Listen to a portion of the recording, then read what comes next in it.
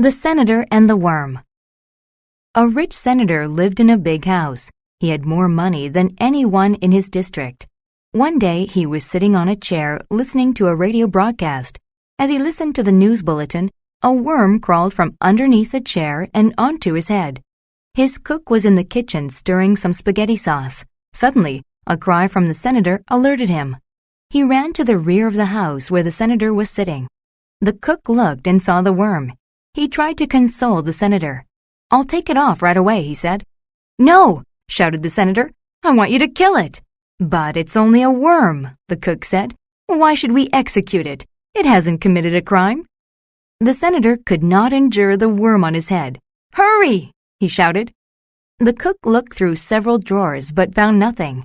Then he ran to the closet and took out a pipe. He returned to the senator and lifted the pipe over his head. He knew he couldn't just tap the worm.